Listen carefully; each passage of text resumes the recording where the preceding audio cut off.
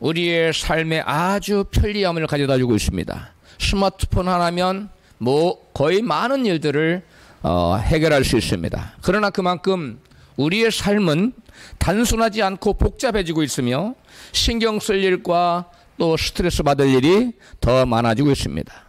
신경 쓸 일과 스트레스 받을 일이 더 많아진다는 것은 우리에게 그만큼 염려 근심할 일이 더 많아지고 있다는 이야기이기도 합니다. 그러나 염려 근심 걱정 불안 초도 두려움은 우리의 문제를 해결하기는커녕 상황을 더욱 어렵게 악화시킬 뿐입니다. 현대인들의 가장 큰 문제는 복잡한 상황에 지배를 받아 스트레스가 쌓이게 되고 그 마음에 평강이 없다는 것입니다. 현대인들 중 특히 젊은 층에서 정신질환을 겪고 있는, 정신질환으로 고통을 겪고 있는 사람들이 아주 많다는 것입니다. 이러한 사실은 염려, 근심, 걱정, 불안, 초조, 두려움에 사로잡혀 평안을 누리고 살지 못하는 사람들, 평안이 없는 사람들이 그만큼 많다는 방증입니다.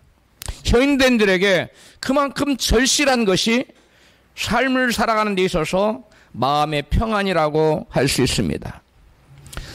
오늘 이 복잡한 현대를 살아가는 현대인들에게만 마음의 평안이 없는 것이 아니라 솔로몬이 살던 옛적에도 사람들은 인간의 노력으로 많은 수고로 평안을 얻고자 했지만 평안을 누리지 못했다는 것입니다.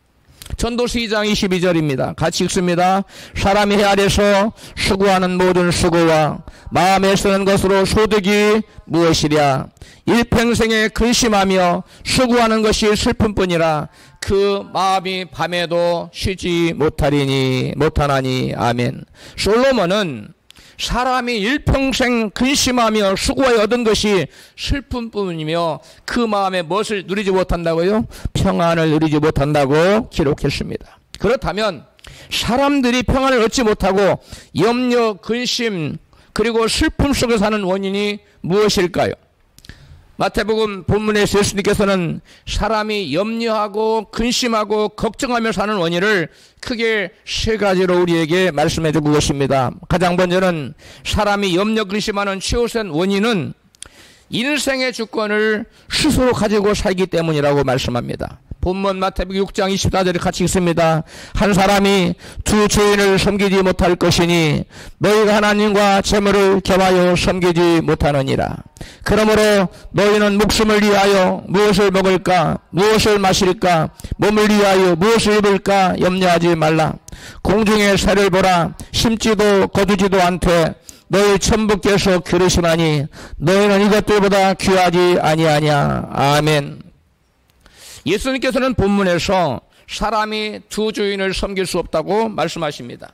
하나님과 재물을 겸하여 섬길 수 없다는 것입니다. 공중에 나는 새들은 스스로가 자기의 삶을 영위하려고 계획하거나 노력하지 않습니다. 그래도 하나님께서 저들을 먹이시고 입히시고 기르신다는 것입니다. 하물며 그것들보다 비교할 수 없이 귀한 존재인 하나님의 형상을 닮은 우리 사람들, 특히 하나님 믿는 자들에게 하나님께서 먹여주시고 입혀주시고 기르시지 않겠냐는 말씀입니다. 그런데 주권을 하나님께 드리지 않고 스스로 주인되어 사는 자는 재물을 의지하여 살다가 그 재물 때문에 염려 근심하게 된다는 것입니다. 재물이 없으면 죽을 것처럼 생각하는 사람들, 재물을 자기 인생을 영위하게 하는 신으로 생각하는 사람들은 재물의 많고 적음에 따라서 재물이 때로는 생기기도 하고 없어지기도 하잖아요. 그 상황에 따라서 사람들은 염려할 수밖에 없다는 것입니다. 재물이 적어지면 뭘 먹고 살지? 이와 같이 염려 근심합니다. 또 재물이 많아지면 염려가 없어질 것 같지만 어떻게 이 재물을 잘 지키지? 도적맞지 않고 이렇게 또 염려할 수밖에 없다는 것입니다. 이사야 선지자는 인생의 평안을 누리지 못하는 근본 원인을 이같이 증거했습니다. 이사야 57장 20절입니다. 오직 악인은 능히 평온함을 얻지 못하고 그 물이 진흙과 더러운 것을 늘 솟아내는 요동하는 바다와 같으니라. 내 하나님의 말씀에 악인에게는 평강이 없다 하셨느니라. 아멘. 여기에서는 평강이라고 번역됐고 다른 곳에서는 또 평화라고 되어 있고 어떤 곳에는 평안이라고 다 영어로는 피스입니다. 평화예요. 평화, 평안, 평강 같은 말입니다. 평화가 없다는 것은 곧 전쟁이 있다는 것을 의미합니다. 즉 내 마음에 평안이 없다는 것은 내 마음에 뭐가 있다는 거예요? 전쟁이 있다는 거예요. 내가 하나님께 완전히 자신을 복종시키지 않고 하나님을 대적하고 하나님과 싸우는 사람은 하나님 보실 때 불신자요 악인이라는 것입니다. 내가 내 인생을 스스로 경영하려고 내 인생의 주권을 내가 쥐고 내 인생을 내 마음대로 하려고 하는데 하나님은 너는 그렇게 살지 말어 하고 하나님은 다른 것을 제시합니다. 하나님 싫습니다 하고 내가 내 주권을 행사하려고 하나님과 내가 싸우는 사람, 이 사람은 마음에 평안이 있을 수가 없어요. 마음에 전쟁이 있는 겁니다. 누구와 다투는 것입니까? 하나님과 주권을 놓고 싸움을 하기 때문에 그 사람 마음에 평안이 있을 수 없어요. 그래서 성경은 이런 사람을 악인이라고 표현해요. 하나님을 주인이라고 부르지만 하나님의 왕국보다 자신의 왕국을 세우기를 원하며 하나님 중심으로 하나님 뜻대로 살기를 원하기보다는 자기 중심으로 자기 뜻대로 살려는 그러한 교만 때문에 그 사람 마음에는 하나님과 다툼이 있기 때문에 싸움이 있기 때문에 마음에 평안이 진정한 평안이 있을 수가 없는 것입니다. 다음으로 사람이 염려 근심하는 또 다른 원인은 우리를 양육하시고 기르시고 계시는 하나님에 대한 믿음이 부족하기 때문입니다. 본문 마태복음 6장 30절입니다. 오늘 있다가 내일 아궁이에 던져지는 들풀도 하나님 이렇게 입히시거든 하물며 너희일까 보냐 믿음이 적은 자들아. 그러므로 염려하여 이르기를 무엇을 먹을까 무엇을 마실까 무엇을 입을까 하지 말라. 이는 다 이방인들이 구하는 것이라. 너희 천부께서 이 모든 것이 너희에게 있어야 할 줄을 아시느니라. 아멘. 천지 만물의 창조주이신 하나님은 세상의 하찮은 들풀조차도 솔로몬의 영광보다도 더 아름답게 입히시는 분이십니다. 그런 하나님이신데 하물며 당신의 형상으로 피 흘려 값으로 산 그 보배롭고 존귀한 하나님의 자녀들을 하나님께서 먹이시고 입히시고 책임져 주시지 않겠냐는 것입니다. 하나님을 모르는 이방인들이야 자기가 자기 인생을 스스로 경영하고 자기 인생을 스스로 책임져야 하기 때문에 당연히 염려할 수밖에 없습니다. 하지만 자기를 먹이시고 입히시는 하나님을 아버지라고 부르는 하나님의 자녀들이 염려한다는 것은 하나님 보실 때 믿음이 부족하다는 것이, 믿음이 적은 자라는 것입니다. 하나님을 믿긴 믿습니다. 아버지라고 부릅니다. 예수 이름으로 기도도 합니다. 그런데 하나님이 나를 먹이시고 기르시고 인도하시고 책임지시는 나의 살아계신 아버지라는 사실을 온전히 믿지 못하기 때문에 너는 무엇을 먹을까 무엇을 마실까 이렇게 염려하고 근심할 수밖에 없다는 것이죠. 이것은 바로 믿음의 부족이 원인이라는 것입니다. 이 세상에서 아무런 염려 근심 없이 살아가는 사람이 어떤 사람들입니까? 갓난아이들입니다. 어린아이들입니다. 그들은 자신들의 부모들이 자신들의 모든 필요를 채워줄 부모님을 온전히 믿기 때문에 그들은 아무런 염려 근심할 일이 없습니다. 걱정하지 않습니다. 내일 일을 염려하지 않아요. 어린아이가 먹을 것을 걱정하고 입을 것을 걱정한다면 그 아이는 이미 어린아이가 아닙니다. 예수님께서는 너희가 어린아이와 같이 되지 아니하면 천국에 들어갈 수가 없다고 말씀하셨습니다.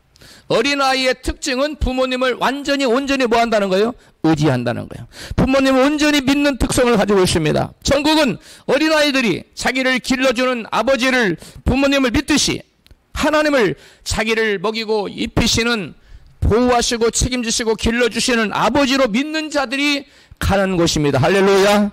교회에 나오면서도 예수를 믿는다 하면서도 여전히 아직 마음에 평안이 없다면 그는 진정 하나님이 나의 아버지라는 믿음이 아예 없거나 아니면 믿음이 있긴 있는데 아주 적다는 것입니다. 이런 적은 믿음은 하나님이 나를 보호하시고 기르시고 책임지시고 인도하시는 나를 양육하시는 아버지에 대한 그러한 확신이 믿음이 적은 사람은 여러 이런저런 문제를 만날 때마다 마음에 뭐가 들어와요? 염려와 근심이 들어올 수밖에 없다는 것입니다. 예수님은 하나님께 나오는 모든 자에게 참된 안식과 평안을 주시는 분이십니다. 마태복음 11장 28절에 같이 읽습니다. 수고하고 무거운 짐진 자들아 다 내게로 오라. 내가 너희를 쉬게 하리라. 내가 너희에게 안식을 주겠다는 거예요. 안식을 가진 사람은 마음에 평안이 있습니다. 마음에 안식이 있는 사람은 마음에 평안이 있지만 마음에 안식을 누리지 못하고 불안 초조한 사람은 여러분 어떻게 마음에 평안이 있을 수 있겠어요? 사람들이 마음에 염려, 근심, 걱정에 무거운 짐을 지고 있기 때문에 마음에 쉼을 얻지 못합니다. 마음에 쉼이 없기 때문에 참된 평안이 없는 것입니다. 이 세상의 근심, 걱정, 불안에 사로잡힌 사람은 그 누구도 그 마음에 진정한 평안을 누릴 수 없고 인생의 참된 행복을 누릴 수도 없는 것입니다. 잠언 기자는 잠언 17장 22절에 마음의 즐거움은 양약이라도 마음의 근심은 뼈를 마르게 한다며 근심의 폐해를 말씀하고 있습니다. 마음의 근심은 단지 마음의 불행에 그치는 것이 아니에요. 마음의 염려, 근심은 단지 마음의 불행이나 행복하지 못한 것으로 그치지 않고 육체의 건강을 해쳐서 무엇을 불러온다고요? 질병을 가져온다는 것입니다. 의학자들의 말에 의하면 사람들이 걸리는 질병의 70% 내지는 80% 정도가 그 원인이 마음에 있다고, 마음에서 비롯된다고 밝히고 있습니다. 염려, 근심, 걱정, 불안, 초조, 두려움, 이와 같은 부정적인 마음은 우리 사람의 마음을 불행하게 할 뿐만 아니라 여러 가지 질병을 불러들여서 고통당하게 한다는 것입니다. 예수님은 마음의 근심과 믿음의 관계를 이같이 말씀하십니다. 요한복음 14장 1절입니다. 너희는 마음에 근심하지 말라. 하나님을 믿으니 또 나를 믿으라. 평안을 너희에게 지시노니 곧 나의 평안을 너희에게 주노라. 내가 너희에게 주는 것은 세상이 주는 것 같이 아니하니라. 너희는 마음에 근심도 말고 두려워하지도 말라. 아멘. 예수님께서는 너희는 마음에 근심하지 말라 말씀하시고 이어서 뭐라고 말씀하십니까? 하나님을 믿으니 또 나를 믿으라. 즉 마음에 믿음이 있으면 마음에 뭐가 생기지 않을 수 있다? 근심, 염려, 근심이 들어올 수 없다는 거예요. 여러분 믿음이 없기 때문에 제자들 마음속에 믿음이 없는 것을 보시고 주님에 대한 믿음이 없는 것을 보시고 그들이 염려, 근심의 원인이 바로 하나님을 온전히 믿지 못한 데서 온 것이라는 사실을 예수님이 아시고 저들에게 너희가 마음에 근심하지 말라 한 다음에 하나님 믿으니 또 나를 믿어라. 즉 우리가 하나님에 대한 온전한 믿음을 가지면 우리의 마음에서 뭐가 사라진다는 거예요? 믿음이, 그 염려와 근심이 사라진다는 것입니다. 주님 안에 오시면, 주님을 온전히 믿으면 세상에 줄 수 없는 예수 안에 있는 평안을 우리에게 주시겠다고 말씀하시는 것입니다. 주님 안에 있는 평안을 누리는 사람은 그 마음에 세상에서 먹고 사는 일 때문에 염려하거나 근심하거나 걱정하거나 또 두려워하지 않습니다. 도리어 하나님을 나를 기르시고 먹이시는 나의 아버지라고 믿는 자는 어떻게 노래하느냐? 시편 23편 1절에 같이 읽습니다. 여호와는 나의 목자시니 내가 부족함이 없으리로다. 그가 나를 푸른 초장에 누이시며 쉴만한 물가로 인도하시는도다.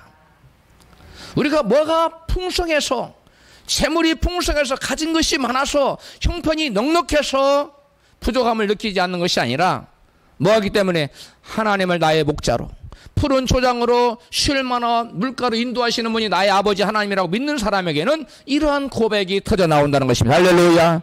우리가 진정으로 마음의 평안을 누리는 사람은 하나님이 나의 인도자시요 나를 먹이시고 기르시고 입히시고 나의 인생을 책임져 주시고 나의 공급자라는, 나의 모든 삶의 필요를 채워주시는 공급자라는 사실을 믿는 믿음의 사람에게는 절대로 그 마음속에 염려와 근심과 불안, 초조, 두려움, 공포 같은 것이 찾아오지 않는다는 것입니다. 그러므로 우리가 마음속에 행여 염려, 근심이 찾아왔거든 내가 나의 공급자요 내 인생을 책임져 주시고 나를 기르시는 하나님 아버지를 내가 온전히 믿고 있는지 나 자신을 다시금 점검해 볼 필요가 있는 줄로 믿습니다. 그 다음에 세 번째로 사람의 마음이 염려 근심하는 또 다른 원인은 삶의 우선순위가 잘못되었기 때문입니다. 사람들은 자기는 돈만 많으면 무엇을 먹을까, 무엇을 입을까 염려 근심하지 않고 평안을 누리며 살 것이라고 생각합니다. 그러나 사람들이 돈을 많이 가지면 염려 근심이 사라지고 평안을 누리게 되는 것이 아니라 새로운 염려 근심이 치고 들어온다는 것입니다. 본문 마태복음 6장 19절 20절 우리가 이 부분은 안 읽었는데 같이 읽어요. 시작. 너희를 위하여 보물을 땅에 쌓아두지 말라. 거기는 점과 동록이 회하며 도적이 구멍을 뚫고 도적질하느니라. 오직 너희를 위하여 보물을 하늘에 쌓아두라. 거기는 도적이 구멍을 뚫지도 못하고 도적질도 못하느니라. 아멘. 가난한 사람들은 왜 염려합니까? 먹을 것이 부족해서 무엇을 먹을까? 무엇을 입고 살까? 이렇게 염려합니다. 그런 반면 부자는 이미 많이 쌓아놓은 재물을 어떻게 하면 지킬 수 있을까? 어떻게 하면 도적한테 도적질 당하지 않을까? 이런 것 때문에 염려 근심한다는 것입니다. 가난한 자나 부자나 간에 이 땅의 것에 소망을 두고 살고자 하는 자는 염려 근심의 짐을 떨쳐버릴 수 있다는 거예요, 없다는 거예요? 없다는 겁니다. 재물이 많건 적건 간에 또 세상의 그 어떤 것들을 간에 그것을 아무리 많이 소유했어도 세상 것에 땅의 것에 소망을 두고 사는 사람에게는 결단코 그 마음에서 염려 근심이 떠나지 않는다는 거예요. 그러므로 대부분의 사람들이 삶의 우선순위를 어디다 두고 삽니까? 세상 것을 얻는데, 돈 버는데, 높은 지위를 차지하는데, 권력을 얻는데, 향락을 주는 세상 것을 소망을 두고 그것을 추구하는데 우선순위를 둡니다. 그러나 그런 세상 것을 추구하는데 우선순위를 두고 사는 사람에게는 반드시 뭐가 수반된다고요? 염려와 근심과 걱정, 두려움, 초조, 공포 이런 것들이 우리 그런 세상의 것에 우선적인 우선순위를 두고 사는 사람은 반드시 따라오게 돼 있다는 거예요. 그러므로 우리가 염려 근심 없는 마음의 진정한 평안을 누리고 살기를 원한다면 세상적인 것을 먼저 누리려고 우선순위를 두고 살기보다는 눈에 보이지 않는 신령한 하나님의 은혜와 하나님의 능력을 추구하며 살아야 된다는 것입니다. 할렐루야. 먼저 그의 나라와 그 일을 구하며 살아야 된다는 거예요. 이것이 바로 삶의 우선순위라는 거예요. 이런 우선순위가 잘못되면 그 마음에 반드시 원치 않는 염려 근심이, 돈을 많이 벌면 염려 근심이 사라지는 것이 아니라 돈을 압도해버리는 아주 강력한 염려 근심이 사람들을 짓누르고 마는 것입니다. 어느 돈 많은 부자가 시골에서 올라온 가정부를 두고 살았습니다. 그런데 그 사업하는 일로 마음이 괴로우니까 매일 술을 마셔야만 됐고 밤에는 이런저런 걱정 때문에 잠을 이룰 수가 없었어요. 겨우 수면제를 먹고 잠을 잘 수가 있었습니다. 그러나 그 집에 가정부로 일하는 아주머니는 항상 평안을 누리며 콧노래를 부리고 기뻐하며 즐거워하며 일을 했어요. 주인 아주머니는 항상 우울해하고 염려 근심에 짓눌려서 얼굴이 펴지지 않았습니다. 항상 염려 근심 가운데 살았습니다. 어느 날 여주인이 보니까 이 자기 가정에 있는 일하는 시골에서 온 아주머니는 항상 얼굴이 밝고 기쁘고 즐겁고 콧노래를 부르고 행복해 보였어요. 그래서 하루는 불러다가 놓고 아주머니, 내가 보니까 아주머니는 가진 것도 없고 배운 것도 없고 별로 그런데 뭐가 그렇게 즐거워서 항상 기쁘고 콧노래를 부르고 즐거워하고 행복해 보입니까? 그 비결이 좀 뭡니까? 좀 가르쳐 주세요. 이렇게 물었어요. 그러자 나는 그 주인 아주머니가 나는 이렇게 큰 집도 지니고 있고 돈도 많이 벌어놓고 나는 열심으로 배워서 내가 이런 걸 이뤄놨는데 나는 염려, 근심, 걱정으로 밤마다 잠을 못 자 수면제를 먹어야 되고 사업 때문에 너무 짓눌려서 난 우울하고 답답한데 어때 아주머니 이렇게 행복합니까? 이렇게 물었어요. 그러자 이 아주머니가 이렇게 대답했습니다. 나도 역시 옛날에 예수 믿기 전에는 주인 아주머니처럼 이렇게 마음에 근심 걱정, 무엇을 먹을까, 무엇을 입을까 이렇게 걱정하며 살았습니다. 그런데 제가 예수를 믿고 난 후에 모든 것을 하나님께 맡겨버리고 살아가니까 이제는 마음에 아무런 염려 근심도 없고 마냥 즐겁고 행복하기만 합니다. 이제 이 몸 병들어 죽으면 이 몸 벗어버리고 우리 하나님 아버지가 계신 천국에 갈 것을 생각하면 너무 즐겁고 기쁘답니다. 이렇게 대답을 했어요. 그 아주머니는 그 말을 듣고 밤새도록 잠을 못 잤어요. 야, 나는 이렇게 열심히 공부하고 이렇게 열심히 사업을 해서 돈 쓰지도 못하고 이렇게 모아서 잔뜩 돈을 모아서 남들이 알아주는 부자가 되었는데 진정 내 마음에는 평안도 없고 기쁨도 없고 즐겁고 없고 행복하지도 않는데 우리 집에 일하는 가정부는 도대체 이렇게 행복하게 사는구나. 그동안 내가 열심히 돈을 모았는데 결국 돈을 모은 것이 아니라 근심을 모은 것에 불과하구나 깨달았어.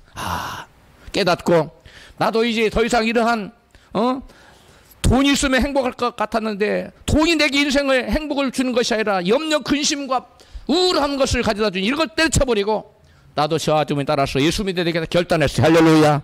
그래서 그 아주머니를 따라서 교회에 나가서 그분도 진정한 행복한 사람이 되었다는 것이 할렐루야.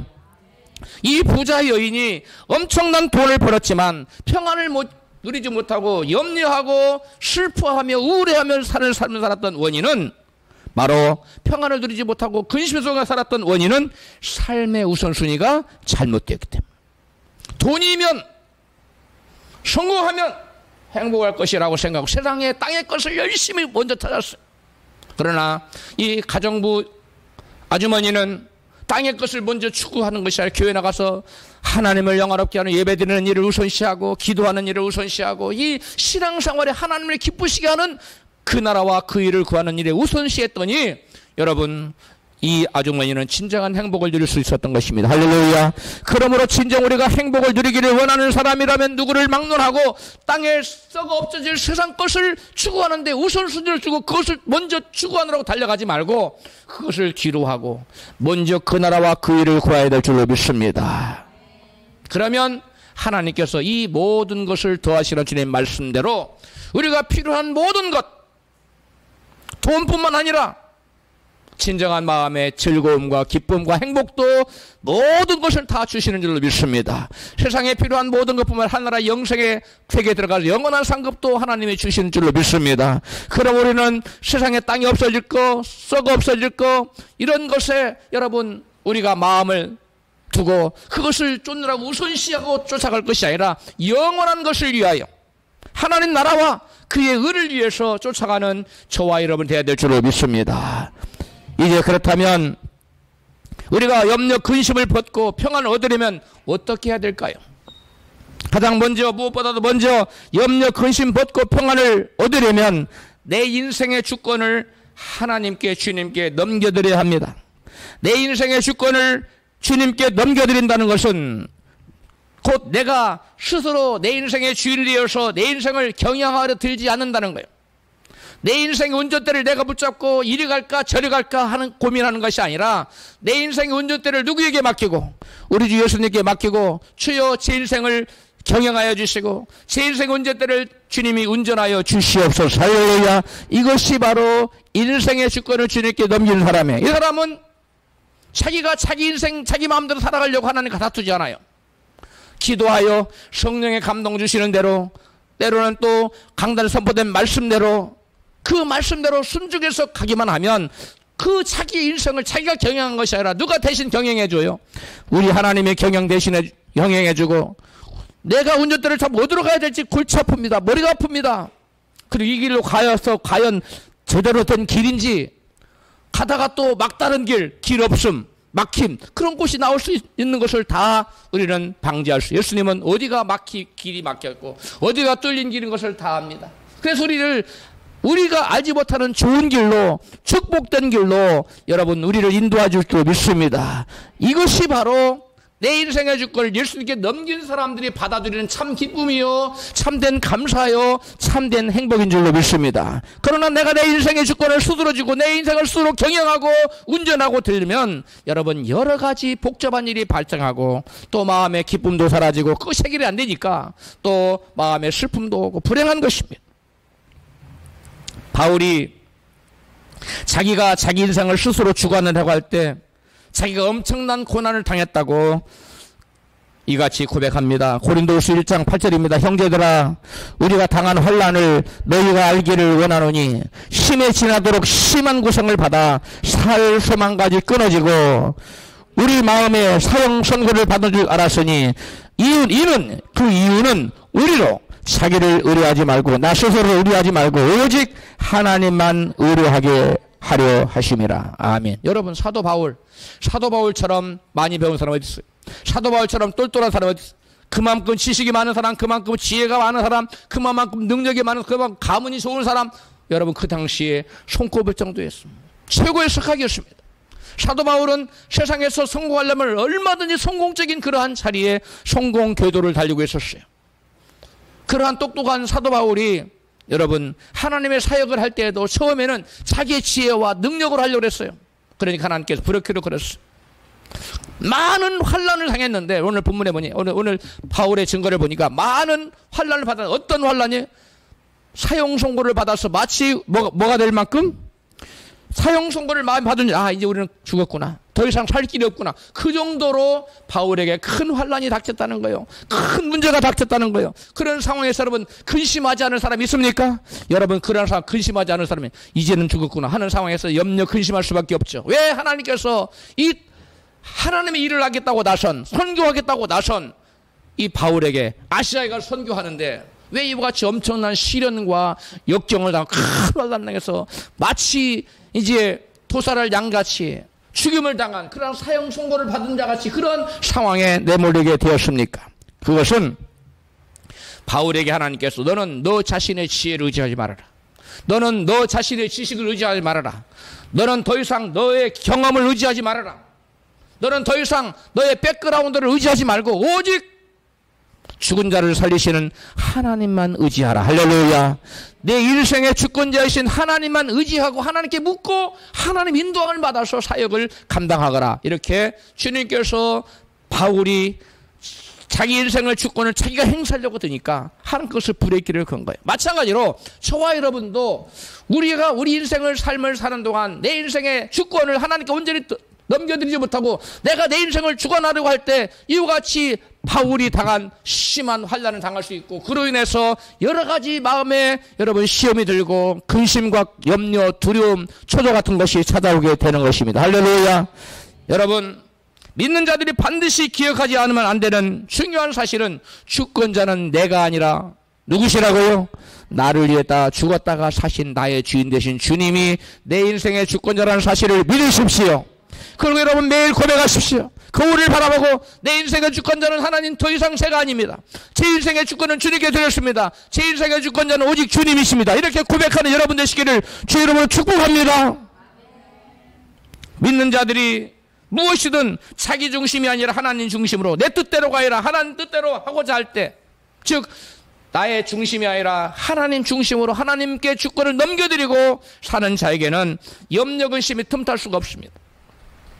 그러나 바울처럼 아무리 하나님 나라를 위해서 일을 한다고 해도 선교를 한다고 해도 하나님 중심으로 하나님 주권을 넘겨드리고 하나님 뜻대로 하나님 중심으로 하지 않으면 환난이 오고 근심이 올 수밖에 없다는 사실입니다. 그러므로 여러분 크고 작은 모든 일에 주권을 내가 주지 말고 주님께 넘겨드리고 주님의 인도함 받는 그러한 복된 삶을 사는 저와 여러분 되어야 될 줄을 믿습니다.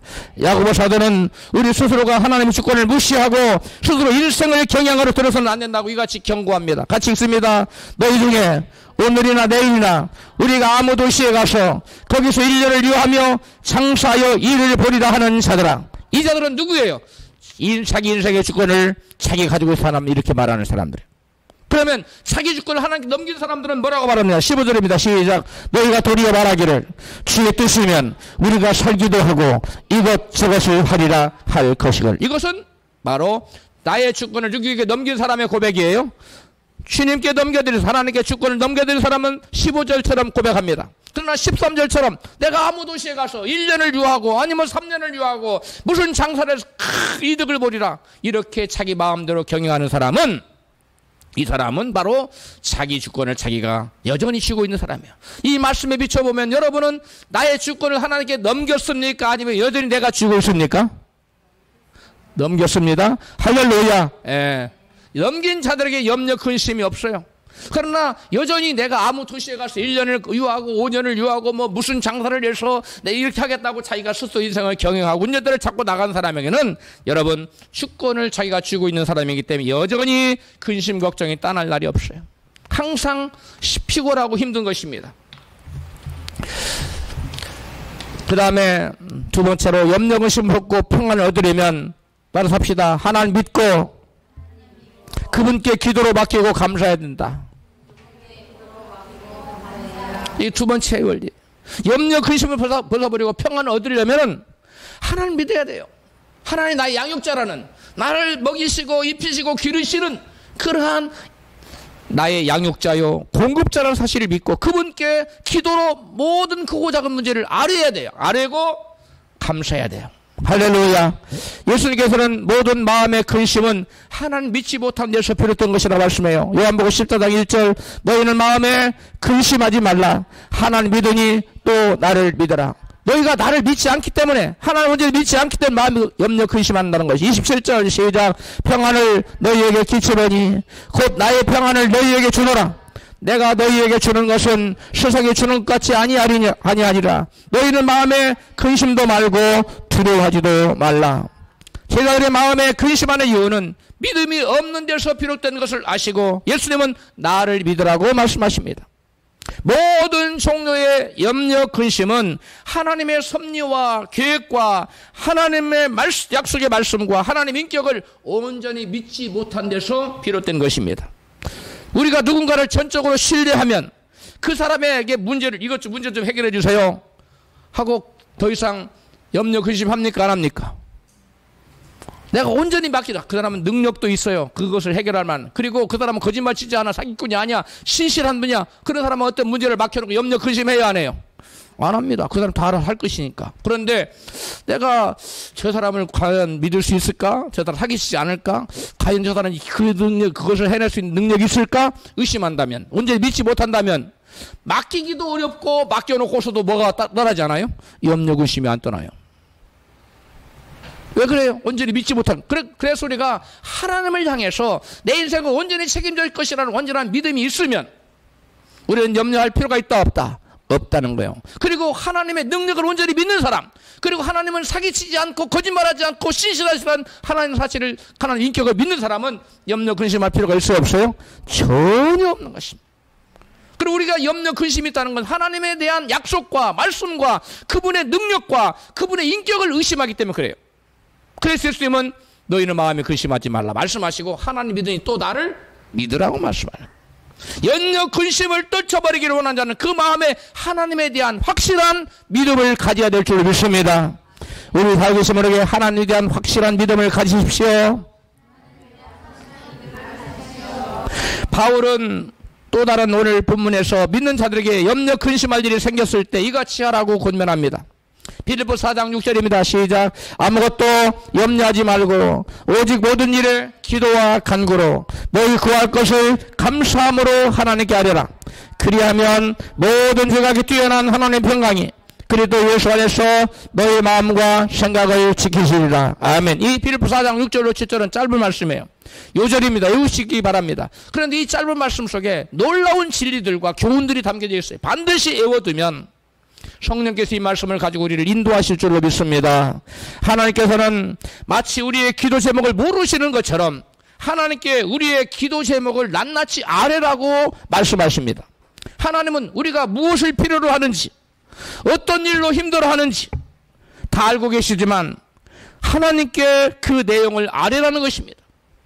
이것은 하나님에 대한 신뢰의 문제입니다. 아이들은 부모에게 와서 끊임없이 무엇을 해달라고 요구합니다. 아빠 이거 해주세요. 이거 해주세요. 왜 그래요? 자기 부모가 자기 그것을 능히 해줄 수 있다고 뭐하기 때문에? 믿기 때문입니다. 나의 요구를 들어주고 받아줄 수 있는 능력이 있다고 믿기 때문에 계속 뭔가를 와서 자녀들이 와서 요구하는 것입니다. 하나님께 필요를 아뢰는 것은 하나님을 신뢰하고 의뢰하는 것입니다. 아이들이 부모에게 와서 무엇을 해달라고 요청하는 것은 아버지에 대해서 어머니에 대해서 뭐 하는 거예요? 신뢰하고 믿음이 있기 때문에 마찬가지 똑같아요. 우리가 하나님께 뭔가를 해달라고 기도하는 것은 하나님께서 이 모든 것을 능히 하실 수 있다는 뭐요? 믿음을 하나님께 고백해 드리는 거예요. 할렐루야. 아이가 뭔가를 요청할 때 부모는 아이의 요구를 들어줄 수 있고 아니면 아이의 요구를 거절할 수도 있습니다. 또는 해결 방법을 가르쳐주고 그 해결할 수 있도록 스스로 해결할 수 있도록 능력을 도와주기도 할 수 있습니다. 마찬가지로 하나님도 이와 유사하게 우리에게 응답하십니다. 때로는 바로 응답을 해주시고, 때로는 또 거절하기도 하시고, 때로는 도와주시고, 때로는 지금 당장 너에게 필요한 것이 아니야 하고 하나님이 거절할 때도 있어요. 아니면 지금 때가 아니야 라고 거절할 때도 있습니다. 하여간 어떤 것이든 우리 하나님은 우리가 기도할 때 우리의 기도를 뭐 하신다? 들으시고 응답하신다는 거예요. 할렐루야. 염려하는 것과 하나님은 우리에게 염려하지 말고 대신 하나님께 감사함으로 뭐하라? 아뢰라 그랬어요. 염려하는 것과 하나님께 문제를 가지고서 아뢰는 것은 근본적인 차이점이 있는데, 그 본질적 차이가 뭐냐? 우리 마음의 중심의 보좌에, 우리의 마음의 주인 자리에 누가 앉아 있느냐는 문제예요. 마음속에 자신이나 그 어떤 다른 존재가 주인 자리에 앉아 있다면 우리는 문제를 만날 때마다 뭐 할 수밖에 없어요? 염려할 수밖에 없어요. 왜? 내 능력을 할 수 없으니까. 또 내 마음에 있는 그것에 대한 확신이 없으니까 염려할 수밖에 없어요. 그러나 그 마음의 주인 자리에 전능하신 나의 하나님 아버지가 앉아 계신다면 우리는 염려하지 않고 감사함으로 늘 문제를 가지고 나가서 아랠 수가 있습니다. 할렐루야. 그게 전혀 다른 거예요. 왜냐하면 우리에게 마음의 평안을 주실 수 있는 분은 우주에 딱 한 분만 계세요. 평안의 창조주이시고 평화의 왕이신 예수님밖에 없어요. 아멘. 그 누구도 여러분 평안을 우리에게 줄 수가 없어요. 왜? 진정한 평안을 가지신 분은 온 우주에 한 분, 예수님만이 그 마음의 평안을 가지고 있어요. 우리가 감사함으로 하나님께 아뢰면 하나님의 평강이 그리스도 예수 안에서 너희 마음과 생각을 지킨다고 말씀하고 계십니다. 여기서 하나님의 평강이라는 말은 하나님이 소유하신 평강이란 말이에요. 같은 단어예요. 하나님의 평강, 이 동격은 소유를 말하는 소유격 동격이에요. 하나님의 평강이란 하나님이 소유하신 평강이라는 거예요. 즉 평강은 누구만 소유하고 계시다? 하나님이신 예수님만 소유하고 계세요. 할렐루야. 그래서 평안과 평안은 오직 만왕의 왕이시며 만주의 주인이신 예수님 하나님 한 분밖에 소유한 자가 없어요. 그 어떤 실력자도 능력이 많다고 자랑하는 사탄 마귀도 평안과 평화를 피스를 그 마음에 소유하고 있지 않기 때문에 결코 사탄에게 아무리 마귀에게 어떤 능력자에게 평안을 좀 달라고 구해도 결코 줄 수가 없습니다. 오직 평안은 누구만 갖고 계신다고요? 하나님만 갖고 계세요. 우리 주 예수님만 평안을 갖고 계세요. 그래서 우리가 예수님께 나아갈 때 진정한 평안을 가지고 계신 주님께서 우리가 모든 문제를 가지고 아뢰을 때마다 염려 근심하는 대신 우리가 모든 문제를 아뢰을 때마다 주님께서는 우리에게 너의 마음과 뭘 지킨다? 생각을 지키신다. 염려 근심 걱정이 들어오지 않도록 너의 생각을 딱 지켜줘서 염려 근심 때문에 뭘 누리도록 평안을 누리도록 마음과 생각을 지킨다고 말씀하셨어요. 할렐루야. 우리가 하나님께 내가 염려하는 대신 문제를 끌어안고 내가 그것을 해결할 주인인 것처럼 염려 근심하는 대신 문제를 주님께 아뢰고 믿음으로 나아가면 하나님께서 모든 염려 근심이 들어오지 않도록 우리의 마음과 생각을 주님께서 뭐 하신다고요? 지켜준다는. 대신 우리 마음에 뭘 누리도록? 평안을 누리도록 지켜준다는. 할렐루야. 그러므로 우리는 염려 근심을 떨쳐버리고 모든 문제를 만날 수 있는 마다 주님께 문제를 가지고 나가서 뭐 해야 된다고요? 아뢰야 된다는 거예요. 그 아뢰일 때 불평하면서 징징대면서 아뢰라는 거예요. 기쁨으로 아뢰라는 거예요. 감사함으로 아뢰는 기쁜 마음으로 왜? 하나님 나의 문제를 들으시고 응답하실 것을 믿고 감사함으로 아뢰라는 것입니다. 할렐루야. 하나님을 신뢰하고 염려 대신 기도하는 자의 하나님은 이렇게 약속하십니다. 빌립보 4장 7절입니다. 그리하면 모든 시각에 뛰어난 하나님의 평강이 그리스도 예수 안에서 너희 마음과 생각을 지키시리라. 아멘. 하나님의 평강은 어떤 평강이냐? 모든 시각에 뛰어난 평강이라고. 우리의 인간의 이성과 지식과 상식을 뛰어넘는 그러한 하나님의 평강입니다. 하나님의 평강은 우리 이성으로도 가늠할 수 없어요. 우리의 뛰어난 지혜로도 하나님의 평강을 가늠할 수 없어요. 측정할 수 없어요. 우리의 상식으로도 하나님의 평강을 측정할 수 없어요. 우리의 상식으로 이해할 수 없는 우리의 이성적 사고를 뛰어넘는 평강이 바로 하나님 평강이에요. 할렐루야. 바울이 감옥에 갇혀 있는 상황에서 두려울 수밖에 없는 상황이잖아요. 불안 초조할 수밖에 없는 상황이잖아요. 언제 죽을지 모르는 그러한 상황에서 하나님을 찬양하고 기도하며 평강을 누릴 수 있었던 그 평강이 바로 하나님이 모든 지각에 뛰어나신 하나님의 평강이에요. 할렐루야. 우리가 도저히 이해할 수 없어요. 그 감옥은 빌립보 감옥 들어가면 지하 감옥인데 나올 수 없었어요. 미쳐서 나오거나 죽거나 둘 중 하나인데 그런 감옥에 들어갔어. 그런데 바울과 실라가 울었더라가 아니라 하나님께 찬송하고 기도했더라는 거예요. 그러니까 바울의 마음속에는 바울의 마음을 하나님께서 뭘로 지켰어요? 하나님의 평강으로 그 마음과 생각을 딱 지키니까 바울의 마음에 염려, 근심, 걱정, 불안, 초조, 공포 이런 것들이 틈탈 수 있었다 없었다? 없었다. 바울이 기도함으로 모든 문제를 아뢰잖아요. 아뢰니까 하나님께서 바울의 기도를 들으시고 모든 지각에 뛰어난 평강이 하나님의 평강이 바울의 마음과 생각을 딱 지켜서 염려, 근심, 걱정에 들어오지 못하게 딱 지키고 하나님 평강을 누릴 수 있도록 인도하셨다는 거예요. 할렐루야. 이것이 바로 모든 지각에 뛰어난 평강이에요. 하나님 평강이에요. 여러분 스데반 보세요. 스데반이 사람들이 자기를 돌로 쳐서 죽이잖아요. 그런데 스데반이 어떻게 했어요?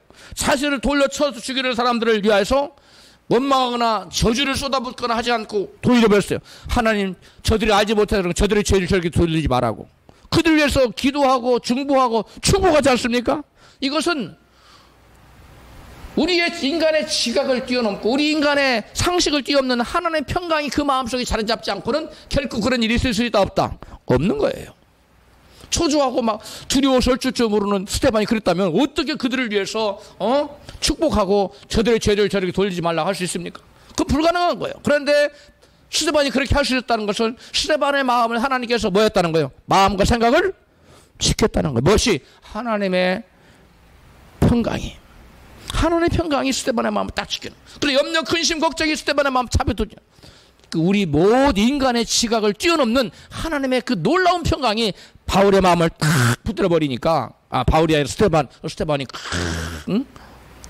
해 같은 얼굴, 천사와 같은 얼굴, 어떻게 해같이 밝은 그런 아름다운 얼굴, 은혜로운 얼굴을 할 수 있어? 마음에 염려, 근심이 있다면 그 마음에 우리 모든 지각이 뛰어난 하나님 평강이 스데반의 마음을 딱 붙잡으니까 염려, 근심은 틈타지 못하고 평강만이 그 스데반의 마음속에 강물처럼 흘러 넘쳤던 것입니다. 할렐루야.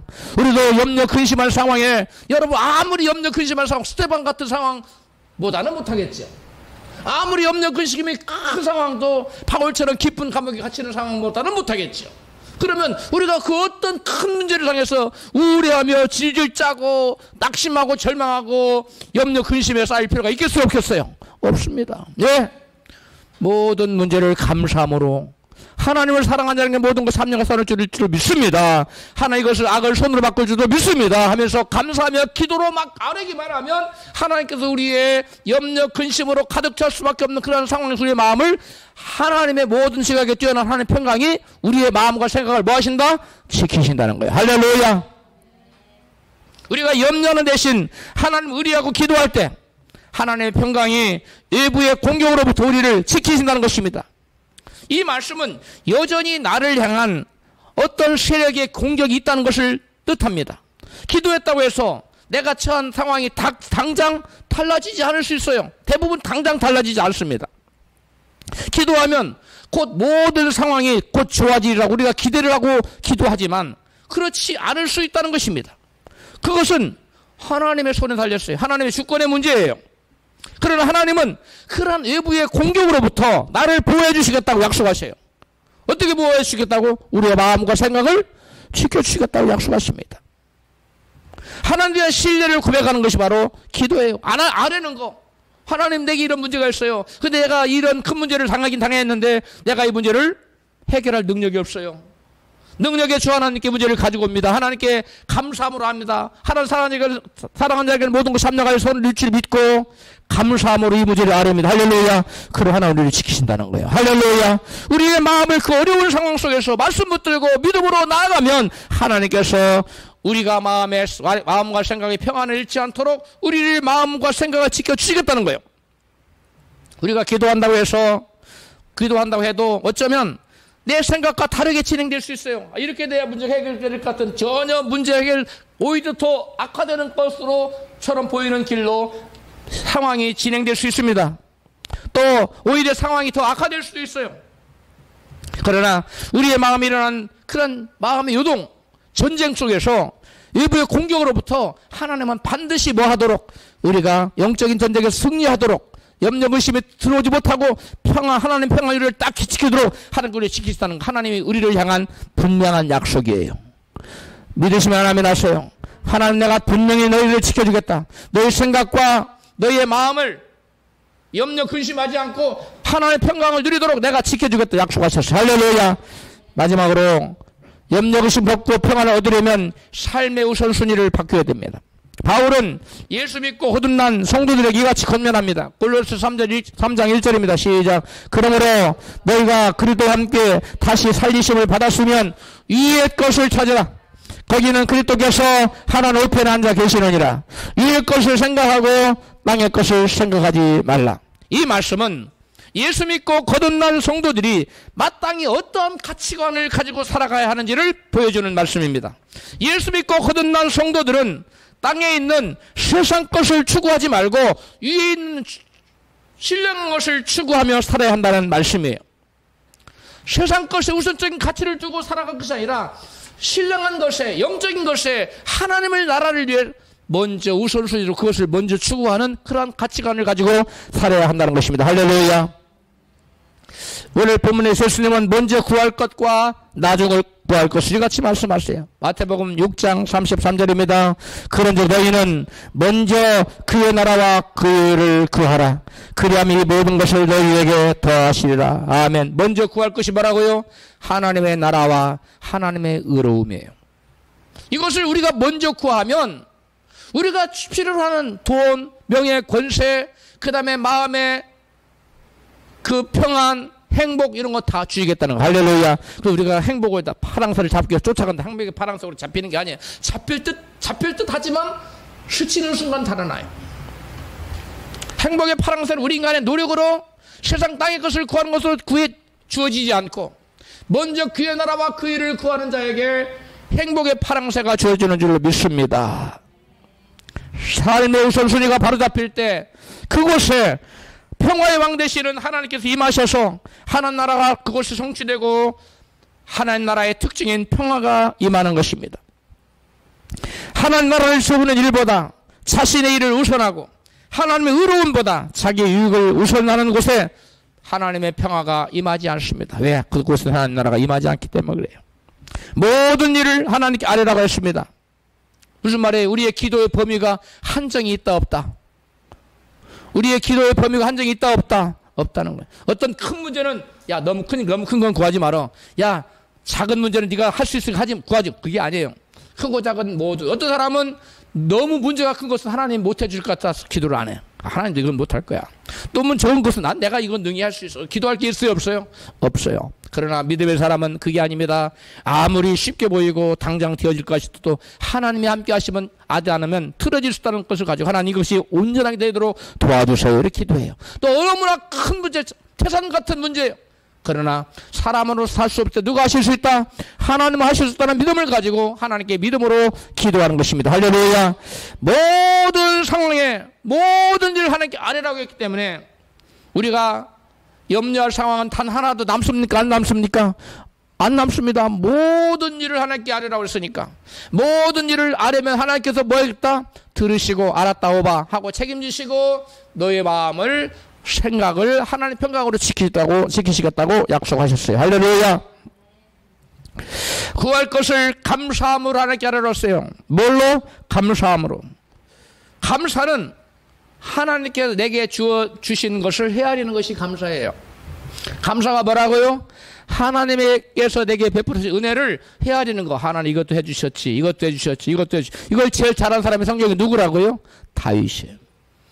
어떤 사람은 하나님 내게 엄청난 은혜를 베풀었는데 다 까먹어버려.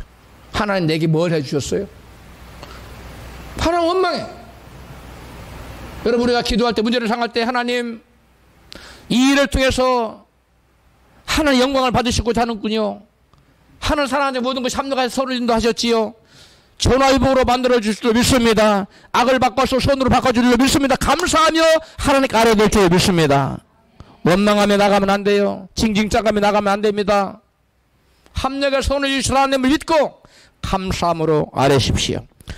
어떤 분이 식품상을 경영하다가 파산하고 그 파산한 결과 수년간 갚아야 될 빚 때문에 머리가 너무 아프고 낙심이 돼서 어느 골목길을 지나가고 있었습니다. 그때 안진뱅이 거지 아이가 선생님 한 푼 주고 가십시오 이렇게 말을 했어요. 그 말을 듣고 이 부도가 난 파산한 이 사람이 이 녀석아 내가 지금 코가 석자고 내가 지금 죽게 됐다.